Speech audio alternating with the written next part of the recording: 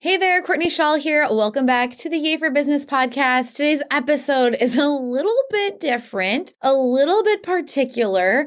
And, I hope that even if you don't have one of these two things going on in your life, that you'll still stick around because I think this will be an interesting conversation and something I would just like you to be aware of about me and also to be aware of in general. So we're going to be talking about pregnancy and ADHD.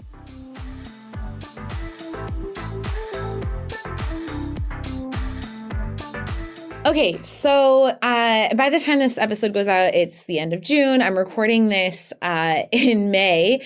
And as of right now, as of the time of this recording, I have not announced my pregnancy yet to my audience, right? So my close friends and family know.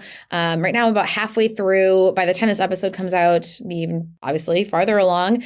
So it's kind of weird for me to be talking about this, still kind of hiding in my little bubble. So it's a little sneak peek into how things have been going. At this point, I am about 19 weeks. I am sort of in the midst of the second trimester. And for those of you who maybe are finding this podcast episode and you don't follow me, because I realize if you search pregnancy and ADHD in podcasts, there's not a ton that comes up, and really not a ton about this topic in general. It's a pretty niche topic. And it's really important for me to document this because I have this feeling that once it's over, I'm going to forget it because one of the main symptoms for me is forgetfulness. And also because I know my first trimester was so hard.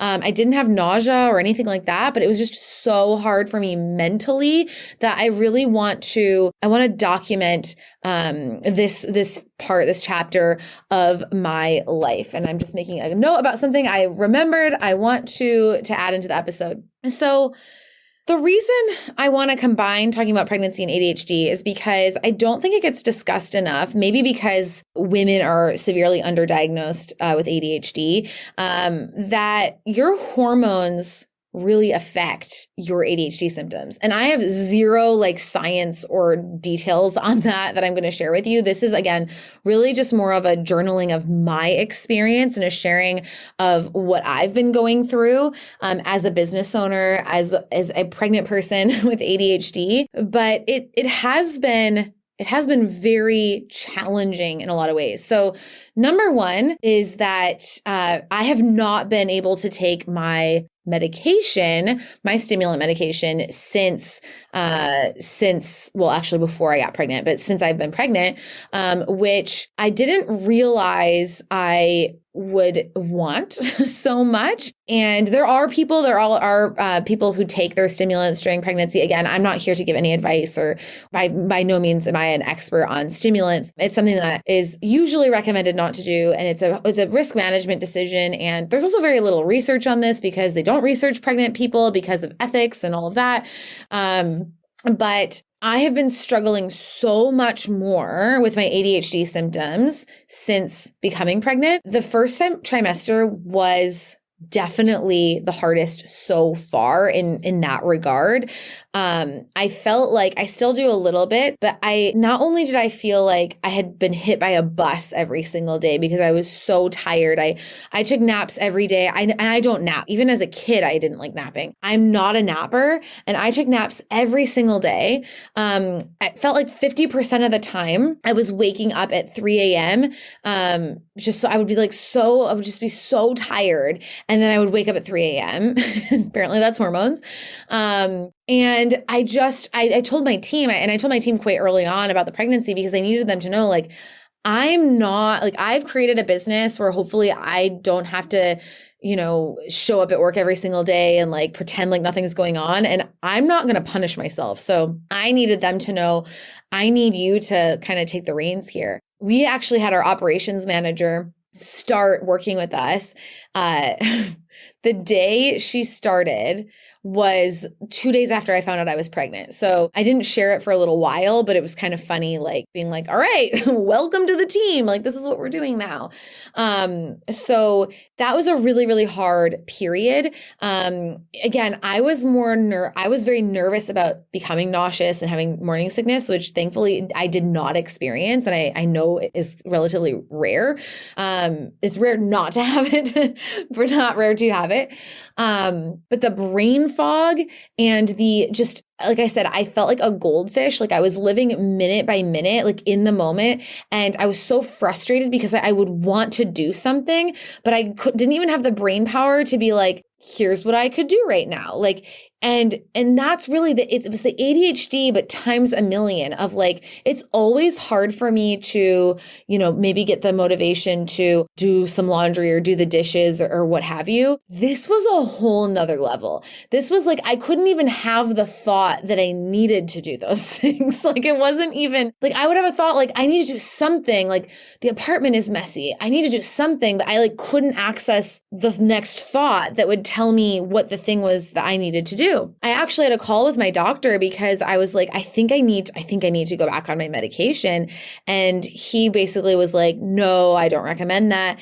And he kept asking me all these questions, how's your motivation? I was like, zero. I have zero motivation. And everyone kept saying, oh, this is time to rest. This is like your body telling you like, you're not in control anymore and all of that. And I thought, that's a really nice thought, but it really isn't very restful when you feel like you have dementia.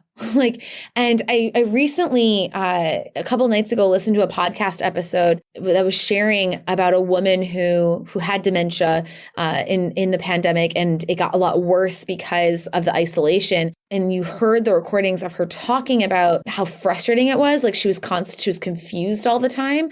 And I was like, oh my God, I resonate with this woman that is dying of dementia. Like that I could empathize with that to such a degree told me how intense my symptoms were. The thing that's so challenging and still right now is so challenging is that I don't remember what it was like before. So it's really hard for me. I'm like, it's like, when you go into the winter and you're like, yeah, the winter sucks, but like, I just need to power through. And then the second there's a sunny day, you feel like a totally different person. You're like, oh yeah, I was depressed. Like I definitely have seasonal affective disorder or depression. That's what it felt like coming out of the first trimester is like the second I started to have a bit of energy that I could do anything without being breathless and I could like get up out of bed and I could count on myself to just like get anything done in the day. I was like, oh yeah, it was bad. But when I was in it, and I might be even doing this to a degree now, when I was in it was like, oh no, like it can't be that. Like I just need to like get organized, or I just need to, my doctor made this comment. I wanted to reach through the phone and grab him by the ears. He was like, well, you just need to make a list. Like make a to-do list. And I was like, oh, I'm not a business coach or anything. So I never thought, oh, make a to-do list. Just so incredibly unhelpful. And I know for those of you who have ADHD, that's our existence, right? Is just people telling you the dumbest, most obvious advice and just the kind of equal parts feeling like, oh yeah, like no duh. And also like, am I that, like questioning yourself, like, am I that like stupid that I don't know to make a to-do list, that my problem is so easy to solve and I'm just not capable of that? Like this is the mental mind fuck, for lack of a better term, that those of us with ADHD live in all the time. And being pregnant, the problem is you're also being treated very differently because you're treated like this vessel that exists for the baby, which is awesome. Like, yes, let's prioritize the baby. Love it. Like we want to do that. I'm still a person, right? Like I'm also a person. I was a baby too, right? Like we were all babies before. We all still matter. And the degree to which we're sort of told that everything is for the baby, that also me feeling good mentally is good for the baby too. But it's just, there's just so little research, and it's amazing how little is agreed upon and known about what is safe, what's not, what's recommended, what's good, whatever during pregnancy. So that's really like, just to be totally honest, where things are at for me right now. So where I'm at right now, about halfway through, is I'm feeling energetically, I feel 80%. And during the first trimester, I felt maybe 10 to 20%. So I'm feeling a lot better. I think the pandemic had a huge effect on this. So for me, what was really interesting is my first trimester lined up perfectly with the winter and with the pandemic lockdown. So I couldn't tell sometimes if I was feeling that way because of the pandemic, because it was the end of February, or because of pregnancy hormones. And I'm sure it was a combination of all three. There was a time back then in February, early March, where everyone I talked to was really hitting a wall and really struggling. So I think a lot of it was pandemic fatigue.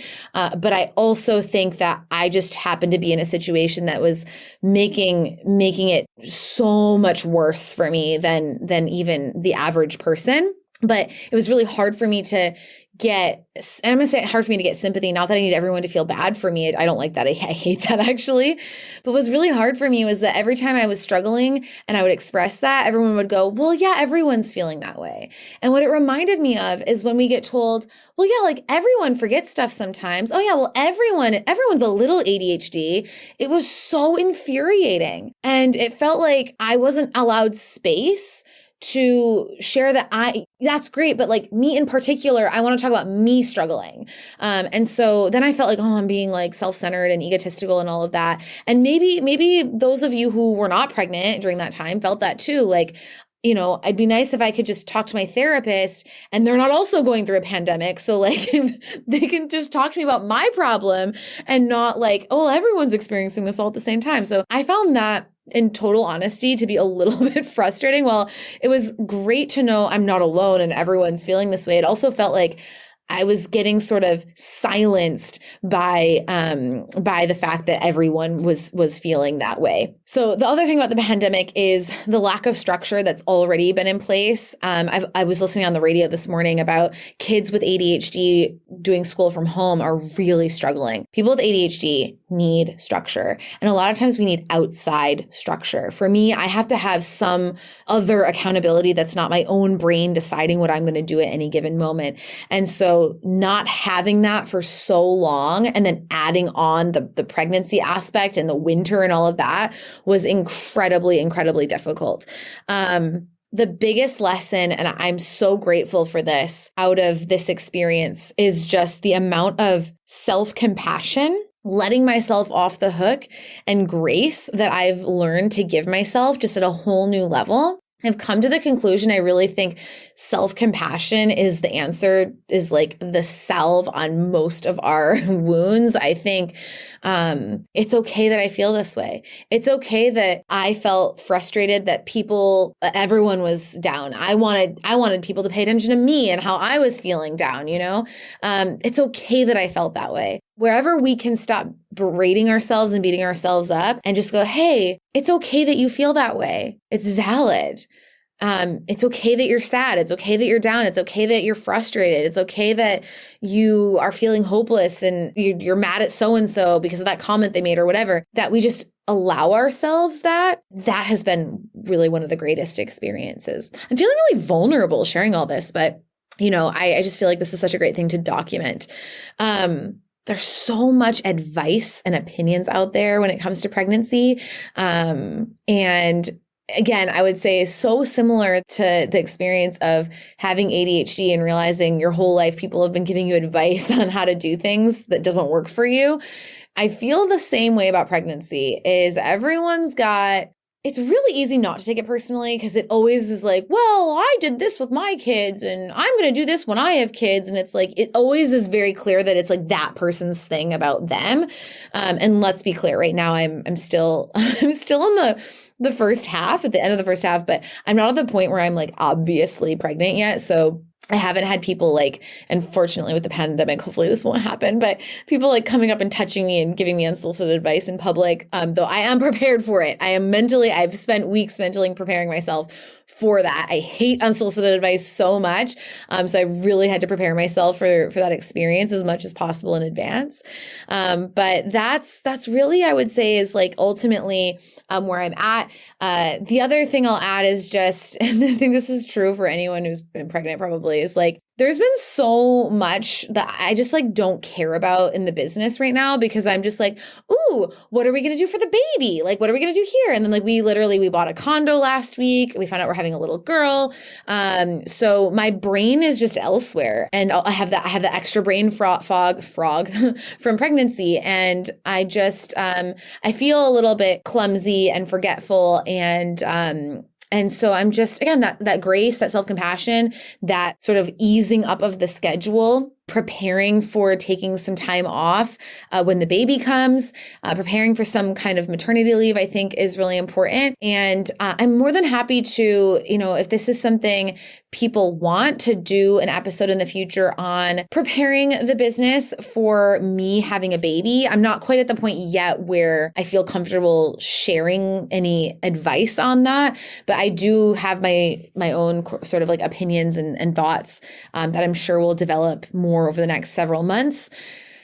I just want to thank you so much for listening. If you made it this far, you just got a very good look inside of my brain, how I'm thinking during this season of my life.